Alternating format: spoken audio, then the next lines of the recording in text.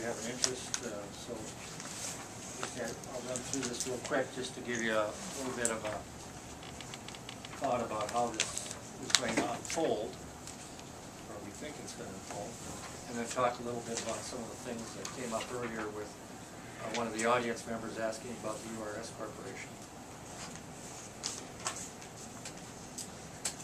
This is the official form for getting your levy accredited, 5-page form, the normal stuff at the top, and then you come to the status report, which starts at part 2. And we'll just run through the requirements real quick if you haven't got it.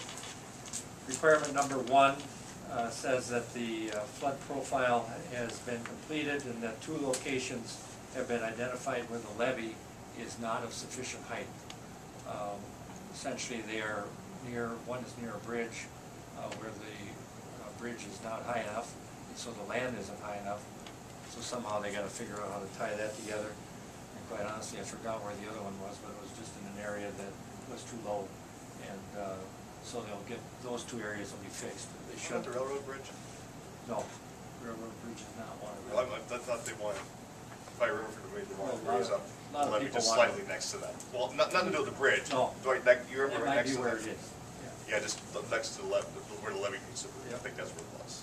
So we're just estimating that we're 50% of the way there because we've got all the problem identified in the right elevations. We just haven't done the raising. Requirement number 2, demonstrate that all openings have been provided with appropriate closure devices. The URS Corporation has reviewed this. They've produced a report that this requirement has been met. So they will, we believe, be signing off on requirement 2, and that will be 100% done.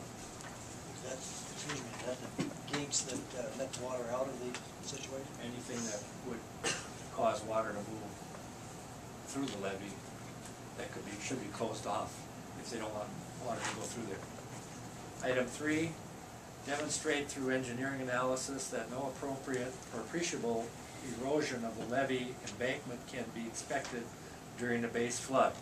The URS Corporation has done this, and there's a report that indicates this requirement has been met, and so that's 100% done. We would anticipate that they'll be signing off, and we hope that'll happen next week.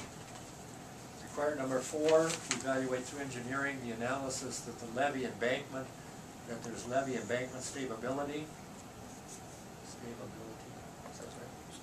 Stability, thank you. Something sounds wrong. And as they're saying, American Engineering and Testing, AET, has gone through and analyzed this ad nauseum, and they are the ones that discovered the under-seepage potential in their modeling. And so here we're going to have to prepare plans, and that's where they talked about this ditch. And so we're saying at this point everything's been identified, the places that need the work, but the work hasn't been done. So the actual construction, 50% is given to the actual discovery of the problem and knowing what the solution is. Number 5, assess the potential magnitude of future losses of freeboard as a result of the levee. Most of the freeboard, with the exception of the couple places that need to be raised, should be there. So we're estimating conservatively that we're 75% of the way on that particular one. Number 6, on the next page, analyze the interior drainage, identify the sources of such flooding, the extent of the flooded area, and if the average depth is greater than 1 foot, the water surface elevations of the base flood. That has been done, and URS Corporation has produced the maps, and all that information is available, so that's 100% completed. Number 7 is adopt and submit an official operation manual. This requires cooperation and whatnot of the Corps of Engineers who do that kind of thing.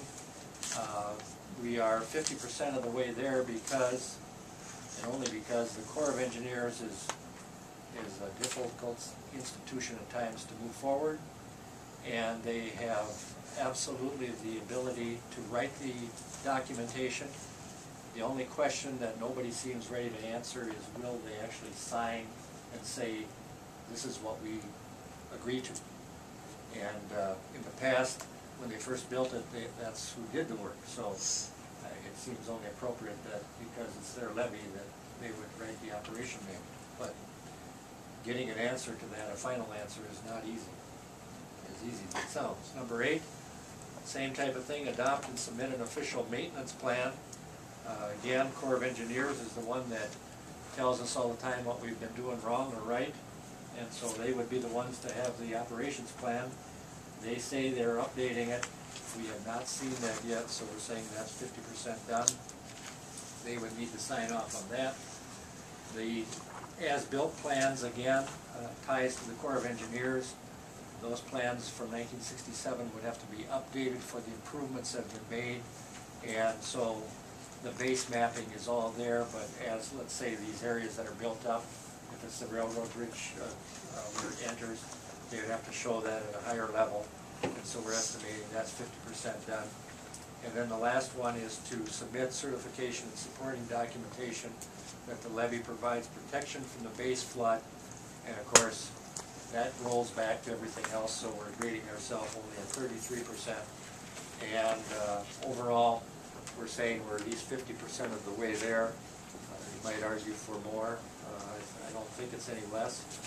And certainly we're working also to identify the funding sources.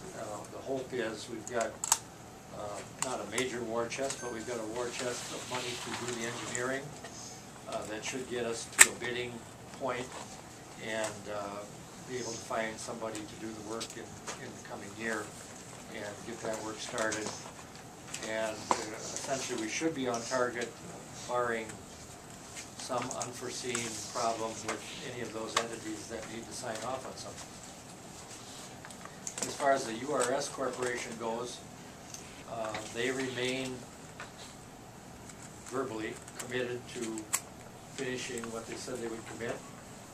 If they would just sign the things we need to have them signed at this point, I think that would be great, and then we would move in another direction to get the rest of the work done. They are also the ones that are contacting the Corps of Engineers, and because they've been working together for the last year, we want that to develop into a final relationship that gives us those answers. So that's where that stands.